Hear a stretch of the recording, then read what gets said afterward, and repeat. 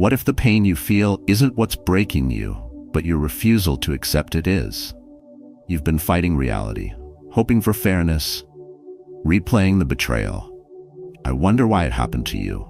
But here's the truth. Life doesn't owe you closure, and the longer you resist what is, the more power you give away. Stoic philosophy doesn't teach you to be numb. It teaches you to detach from what you can't control, and in that detachment, you find a power no one can take. When you accept everything, the pain, the silence, the things you didn't get, you stop being ruled by them. You become the calm inside the chaos. Not because the storm ends, but because you no longer need the storm to change. This isn't about giving up. It's about finally letting go of what was never yours to fix. The past, their opinions, the unfair moments. And once you do, something clicks. You reclaim your peace, rebuild your mind, and become unshakable. You're not broken. You're just tired of carrying what life never meant you to hold alone. But you're not alone here. This video will show you how to stop resisting, start accepting, and master the Stoic mindset that turns chaos into clarity.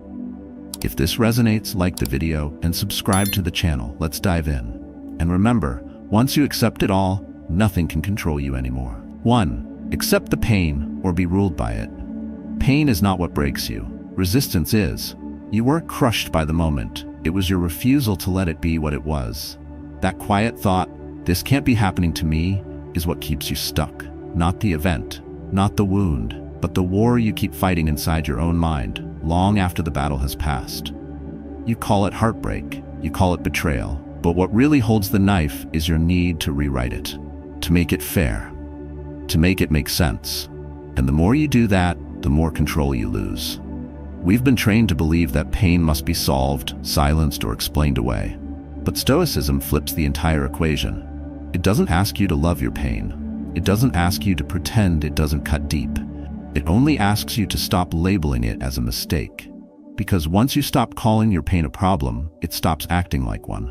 Pain, unresisted, is temporary. It flows. But the pain that you fight becomes a cage, a loop, a ghost that never leaves. You want control, you want peace, then sit with it. Sit with the thing that hurts and stop trying to edit it. The breakup, the rejection, the loss, it already happened. Now your job isn't to rewind, it's to witness. That's where inner strength begins. Not with bravado, not with pretending you're fine, but with the raw courage to face what is, without flinching, without fixing, without fleeing. Picture a man sitting in silence after losing everything, his job, his woman, his purpose. Most would tell him to get back out there, fix your mindset, or distract yourself. But Stoic strength says otherwise. It tells him, don't move, not yet. Let it burn. Let it hum in your chest, because if you can stay still with it without judging it, it can no longer dictate your worth. You'll start to see it clearly, not as punishment, but as purification. And that's what most men miss. They're not broken.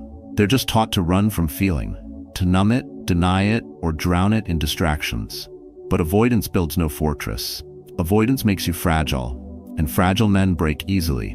But the man who can feel fully and still not be owned by what he feels, that man is dangerous. That man is free. You don't need a complicated formula. You don't need to overanalyze. All you need is one quiet practice. Stop resisting. When the pain rises, don't say, "Why me?" Say nothing. Just breathe. Let it pass through you like wind through open space. Don't make it a villain. Don't make it a god. Let it be a visitor. Then watch it lose its grip. There's a stillness that comes after that, a silence that doesn't beg for healing, because it is the healing. And that silence, rooted, unshaken, is stronger than any outburst, any argument, any revenge. That silence is your new foundation. So next time pain knocks on your door, don't slam it shut. Don't decorate it with meaning. Just open the door, sit down with it, let it speak, and when it's done, thank it, then watch as it quietly leaves. What stays is you. Stronger, clearer, unbothered, because pain may arrive, but it no longer rules. You do. 2. Life is not fair, and it doesn't have to be you. We're told early on that if you do the right things, good things will follow. That if you work hard, love deeply, and stay loyal, then life will repay you. But one day it didn't. You showed up, you gave your best, and life still knocked you to the ground. That's when the quiet rage began. Not at others, but at the invisible system you thought was supposed to be fair. You didn't just feel betrayed, you felt stupid for believing in the rules. And that shame became a heavy silence you carried in your chest. The truth is brutal, but clean. Life doesn't owe you fairness. It doesn't bend itself around your expectations. It doesn't reward the most moral or protect the most loyal. That's not how reality works. But here's the shift that changes everything. Once you stop demanding fairness, you stop suffering because of its absence. The pain doesn't double when life hits you. It doubles when you ask, why me? It multiplies when you keep bargaining with what's already happened. Most men live in quiet frustration because they're still negotiating with the past. Still thinking, she shouldn't have left like that. They shouldn't have fired me. I should be further along by now. But the Stoic doesn't think like that. The Stoic doesn't waste fire on fantasies. He stands in front of the mirror, looks at what is, and says, now I move. Fair or unfair, this is the ground. I walk anyway. Let go of the illusion that justice will come riding in and make the story make sense. Maybe it won't. Maybe it's not your job to fix the plot. Maybe your only job is to rise from it with a mind too focused to beg and a heart too calm to chase retribution. This isn't surrender. This is a strategy. Because the man who no longer demands the world to treat him right is the man no longer vulnerable to how it treats him. There's a moment when you stop asking for an apology from life and start building a life that doesn't need one. That moment is liberation. The energy you used to spend blaming, waiting, rewinding, you now use it to rebuild your own code. You become rooted, not in fantasy, but in what's real. The silence, the setback, the scar. You use it all like bricks, and you build forward without complaint. Picture a man who gets overlooked for a promotion. He worked harder than anyone. He stayed late. He held his tongue when others didn't. But someone else got the reward. He could break down. He could let the bitterness rot him. Or he could nod once, feel the hit, and double down on his discipline. Not because it's fair, but his path is not built on fairness. It's built on clarity. That man moves differently, and no one sees it coming. So stop asking the world to be something it's not. Stop rehearsing the injustice. Let go of the fantasy that life should match your blueprint. It never signed that contract. Instead, build the mental muscle to respond, not react. Stand in the fire without flinching. And when something unfair happens again, and it will, don't spiral. Don't plead. Don't personalize it. Just whisper to yourself, I expected nothing. I accept everything. I remain unmoved. 3. Your past can't hurt you if you accept it. The past only stings when you keep trying to outrun it. What happened, happened. What was lost, stayed gone. What you did or failed to do is etched in time. Yet most men live as if they can still go back and rewrite the script. They waste years wrestling ghosts. They rehearse old failures. They apologize to people who aren't even in the room anymore. But here's the brutal truth. Your past cannot control you unless you hand it the leash. You weren't broken by what happened. You were broken by the shame you carried afterward. By the stories you told yourself. I should have done more. They wouldn't have left if I was better. I ruined everything. Those aren't facts. Those are scars speaking. And scars are not signs of weakness. They're proof you didn't die. But if you keep hiding them, keep trying to edit the narrative for approval, you become a prisoner of a story you never finish because you refuse to accept how it began. Stoicism doesn't ask you to pretend your past was beautiful. It asks you to stop running from it. To stand in front of the mirror, eye to eye with everything you've been through, and say, yes, that was me. And I no longer owe anyone an apology for surviving. That's not arrogance. That's liberation. Because once you stop resisting your story, no one can weaponize it against you. They can bring up your lowest moments, and you won't flinch. Why? Because you've already looked those moments in the eye and made peace with them. Think of a man who lost everything in a bad decision. He cheated, he lied, he hurt people. And now, years later, even though he's changed, he still walks like he's guilty. Every room he enters, he scans for judgment. In every relationship, he tries to overcompensate, but deep down he knows the truth. He hasn't accepted the man he used to be. He's still apologizing to the version of himself he left behind, and that's the trap. You can't grow if you hate the root you came from. This is where the Stoic path begins. not with perfection, but with ownership. You don't clean the past, you own it fully, silently, and then you stop trying to explain it. Your story isn't up for negotiation. It's not a campaign. It's not a brand. It's a reality you made peace with. That's what makes you untouchable. Because the man who owns his past is immune to shame. And shame is what they use to control you. So stop editing your timeline. Stop searching for someone to validate your pain. Stop thinking you need permission to start over. You don't. You only need this, to look back once, say that was me, then face forward, and walk like it no longer owns you. That's not forgetting. That's reclaiming your direction. Try this tonight. Sit in silence, no phone, no noise. Recall the memory you hate the most, the one you avoid. Don't change it. Don't reframe it. Just breathe through it. Let it stand. And then say to yourself, not with guilt, not with pride, just with power. That happened and I am still here.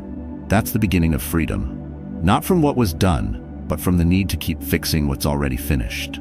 You can't rewrite it. You can only stop letting it rewrite you. And the day you do, your past loses its grip for good. 4. Surrender to uncertainty. That's where peace begins. You were taught to grip harder when things feel unstable, to plan more, predict more, and control more. Because deep down, most men were raised to believe that control equals safety, that if you can just manage every outcome, anticipate every move, you'll finally feel calm. But that's the lie that keeps your chest tight, your mind spinning, and your spirit exhausted. Because life is not a machine, it's a wave. And the harder you try to grip a wave, the more it pulls you under. The world is addicted to control, and most men are drowning in it. You scroll endlessly, chasing strategies to get ahead, to avoid pain, to win faster. You schedule your emotions, you calculate your risks, you try to bulletproof your life. But no matter how well you play the game, it keeps throwing curveballs. Canceled plans, lost jobs, betrayal, illness. That's not a glitch in the system. That is the system. And your war against uncertainty is a war against reality. But Stoicism doesn't fight the wave. It rides it. It doesn't seek control. It seeks composure. It asks one simple question. What if the uncertainty isn't your enemy? What if it's the gateway to clarity? Because the truth is, the man who accepts uncertainty no longer fears it. And when you stop fearing it, you stop being ruled by it. Picture this. A man waiting for a decision that could change his life. A promotion, a diagnosis, a yes or no that determines what comes next. His anxiety builds not because of the outcome, but because he can't control the outcome. So he spirals, refreshes his inbox, replays conversations, builds scenarios that haven't even happened. All that energy spent resisting what simply hasn't arrived yet. But what if instead he stepped back and said, I don't know what's coming, but I know who I am when it does. That shift is everything. Control is comforting, but temporary. Composure is powerful and permanent. The Stoic doesn't chase control, he builds inner clarity. He learns to let go of the outcome so he can master the response. He doesn't flinch when the future is foggy, he breathes deeper. He stays grounded. Because he knows the truth. Life doesn't bend to your blueprint. And peace doesn't come from scripting the future. It comes from not needing to. You've been told that surrender is weakness. That letting go means giving up. But it's the opposite. Letting go of control is the strongest move a man can make because it means he trusts his foundation. It means he no longer needs the world to behave a certain way for him to remain steady. His peace is not rented from circumstances. It's built from discipline. So next time the future scares you, when things fall apart, when uncertainty creeps in, don't tighten your grip. Loosen your mind. Come back to the moment. Breathe slower. Drop the narrative. Say to yourself, this isn't mine to force, but how I move through it, that's mine. And let that be enough. The goal is not to predict the storm. It's to become the man who doesn't crumble when it hits. And that man isn't obsessed with control. He's obsessed with clarity. He walks lightly, moves clean, and accepts what is without letting it define him. Because once you stop fearing uncertainty, it loses its power to control you. And that's when you finally become free. 5. You don't need an apology to heal. You were told healing begins when they admit what they did, when they finally say, I'm sorry. When the people who broke you own their guilt, show remorse, and come back changed. But that's not healing. That's a fantasy. And every day you wait for it, you hand your peace to someone who doesn't even carry the weight of what they caused. You relive what they've already forgotten. You keep the wound open, hoping one day they'll notice the blood. But Stoicism doesn't wait for closure. It creates it. It doesn't ask, will they regret it? It asks, why am I still holding this? Because the truth is cold but clean. You don't need their apology. You need your release. Forgiveness isn't a contract, it's a decision. Not because they deserve it, but because you do. Think about it. How many hours have you spent replaying what they said? How many nights did you argue with the past inside your head? How often did you wish they could just feel what you felt? And did any of that bring peace? Or did it just keep you chained to a ghost that stopped haunting long ago? Waiting for their remorse is like shouting into a cave. It only echoes back your own pain. So stop giving them that power. There's a man carrying anger from a father who never said sorry. From a friend who betrayed him and moved on like nothing happened. From a lover who left without explanation. And for years, he wore that pain like armor. Thought it made him strong, but it didn't protect him. It poisoned him. Every relationship, every chance at peace. Tainted. Not by what happened, but by his refusal to release what he could no longer change. Until one day he asked a different question. What if I don't need closure from them to close this inside me? That's the beginning of strength. You don't heal when they're sorry. You heal when you stop needing them to be. You stop waiting. You stop justifying your suffering with their silence. Because the moment you say, I don't need your validation to be free, you begin to rise. And that's where true inner peace is built, not on their words, but on your discipline. Stoicism is ruthless about one thing: what's not in your control must be cut. Waiting for someone else's guilt is wasted energy.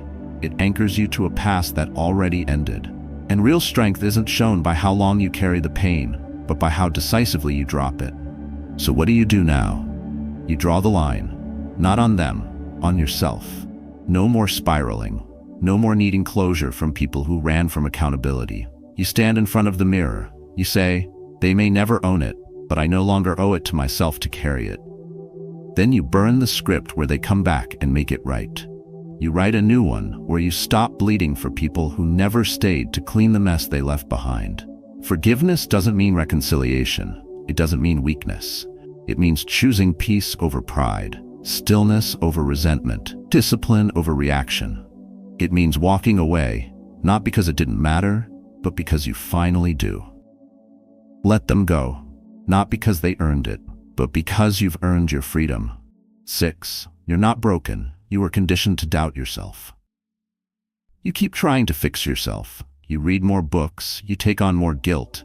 You apologize for things you never did wrong. And still you wonder why peace never arrives.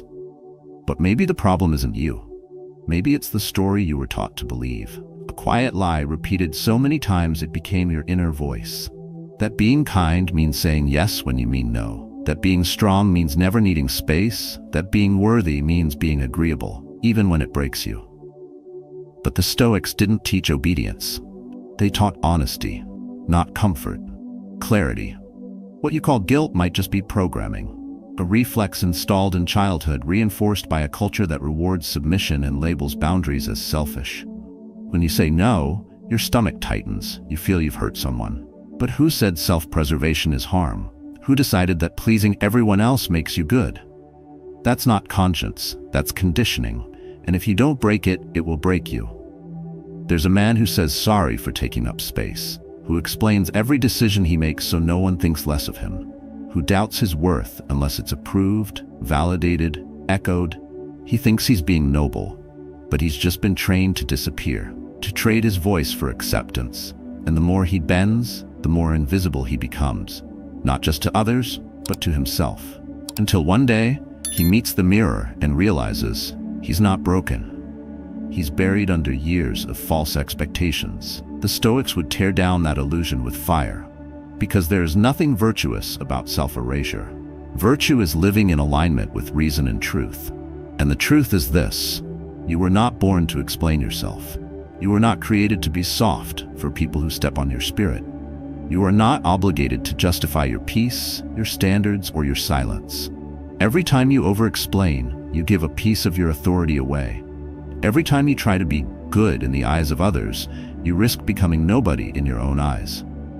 So stop asking, "What's wrong with me?" when you feel discomfort after protecting your peace. Start asking, "Who taught me that I needed permission to be whole?" That question changes everything, because it puts the blame where it belongs. Not on your soul, but on the lies wrapped around it. And when you see that clearly, you stop trying to be fixed. You start removing what was never truly you. This isn't about rebellion, it's about return. Coming back to the man beneath the mask. The one who knows that silence isn't weakness, it's strategy. That no is a full sentence. That being misunderstood is not failure, it's freedom. The more you explain, the more you seek to please, the more you drift from your core. But when you reclaim that voice, you don't need to shout, you just need to stand. So here's what you do now.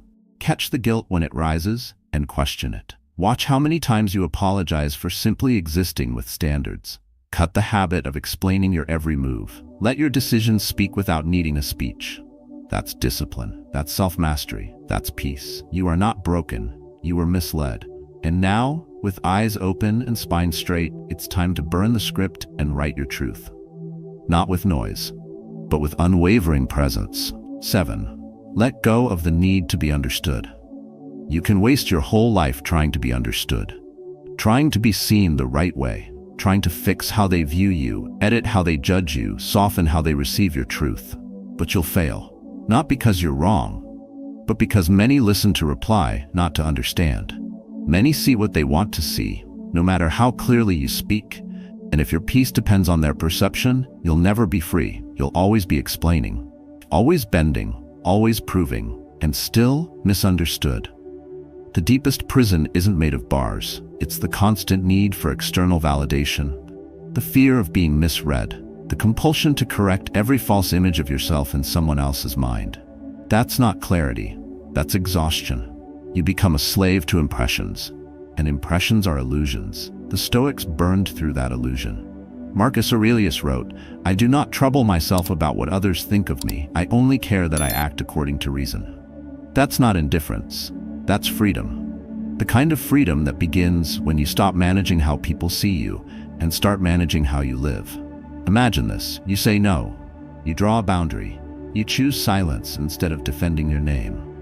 And someone calls you cold, selfish, distant. That sting you feel? It's not because you were wrong. It's because you were trained to be agreeable, even when it meant betraying your own clarity. But here's the shift. What if their opinion isn't your burden? What if being misunderstood is not your failure, but their limit? You don't need to explain the truth. You live it. A tree doesn't argue with the wind about its roots. It stands. A fire doesn't convince the darkness to understand its heat. It burns. And a man doesn't owe an explanation for every quiet choice that protects his mind, his energy, and his path. The more you explain yourself, the more you shrink your strength into a size that fits their comfort. The Stoic path demands something harder, letting go of that need altogether. Because clarity isn't loud, it doesn't beg to be seen. It walks, it acts, it repeats. If you're consistent in truth, time becomes your witness. And that's enough. You won't win everyone. You're not supposed to. Some people need the distorted version of you to maintain their own story. Let them have it. Your job is not to dismantle their misunderstanding. Your job is to live above it. So what do you do now? Stop clarifying your soul for people who never listen with theirs. Cut the habit of managing their impression. Let silence answer their curiosity. Let peace be your proof. Choose to be clear, not convincing. If they see you wrongly and walk away, let them. If they doubt your intentions and you've said nothing, let it stay unsaid. Why? Because the truth does not tremble when it is not recognized. You are not here to be perfectly understood. You are here to be real. Live your truth like a wall, still, strong, unshaken. And when the world demands you explain it, don't. Let them guess. Let them assume. Let them get it wrong. You'll sleep well anyway, because when you finally stop needing to be understood, you start understanding yourself. And that is when no one can move you. 8. Detach, accept, and become untouchable. You move through life heavy because you keep holding what's already gone. You carry betrayals like proof, mistakes like punishment, and expectations like chains. But here's the truth no one told you. It's not your pain that breaks you. It's your grip on what refuses to stay. The more you cling, the more you sink. The more you let go, the lighter you walk. You stop reacting to what no longer has a hold. You begin to float above it, not out of denial, but because nothing owns you anymore. Men are trained to fix, to force, to hold it all together. You were told to never give up, to push harder, to stay in control. But they never taught you the strength and surrender. Not the weak kind, the stoic kind. The kind where you accept what happened without flinching. The kind where you don't chase closure, don't rewrite the past, don't replay old fights in your head, hoping for a better version. That kind of detachment isn't apathy. It's power. Let's be honest. Most of what drags you down isn't the event, it's your resistance to it. She left, they lied, life changed. But instead of letting it burn, you held on to the ashes. That's why you're stuck. You keep feeding pain with memory. You keep calling suffering loyalty. But Stoicism teaches this. The fire is real, but you don't have to stay in it. You don't have to live inside the emotion forever. Feel it, yes, but let it pass through. Let it teach, not trap. Look around. Most men are trapped by their need to win what's already lost. But freedom doesn't come when you control everything. It comes when you no longer need to. Imagine facing every memory, every scar, every loss and saying, yes, this happened. Yes, I felt it. And now I release it.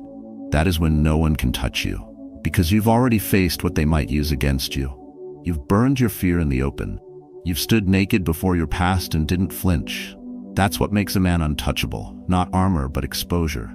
Think of a moment that still haunts you. A regret, a name, a silence. Now ask, is it the thing itself or the part of you that refuses to let it go? What if you dropped it? What if you stopped revisiting that closed door? What if today you chose peace over proof? That's what acceptance gives you. It frees your hands to build instead of clenching. It clears your mind so you can see what's ahead, not just what's behind. Acceptance isn't weakness. It's walking straight into the truth without negotiation. It's removing the hooks, cutting the ropes, refusing to be baited into the same emotional loops. When you accept everything, nothing can control you. Not rejection, not praise, not even fear. That's why the Stoics train daily, to face reality as it is, not as they wish it were. And when life hit, they didn't run. They absorbed it, dropped the need to change it, and moved on. So today, make one quiet move. Write down what still controls your reaction. Then cross it out, not because it didn't happen, but because it no longer gets to hold the pen. You are no longer a character in an old story. You are the builder now, and every time you let go, you rise higher.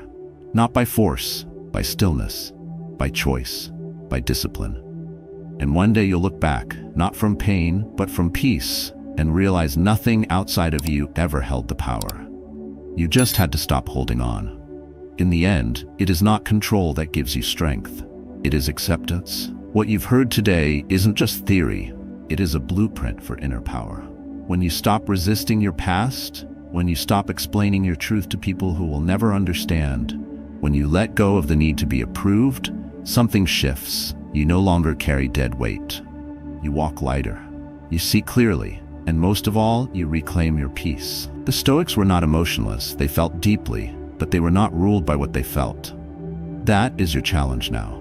To stop chasing control, to stop forcing outcomes, to learn how to stand still in truth and let the storm pass without pulling you in. Because once you accept everything, your wounds, your flaws, your silence, your power, nothing outside of you can move what's already rooted.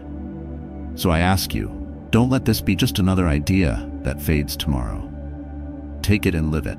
Start with one moment today, one reaction you refuse to repeat, one expectation you drop, one truth you hold without apology. Practice the art of stillness, of non-reaction, of letting go. This is how you train your emotional discipline. This is how you build an unshakable mindset, quietly, consistently, with dignity, not for show, but for peace. If today's words stirred something in you, share it, drop a comment below. Tell us what you've been holding on to, what you're ready to release. Because when you speak your truth, you take your power back. And when you act on it daily, you become untouchable. Not by force, but by freedom. Live this. Practice this, and watch how life responds when you no longer resist it.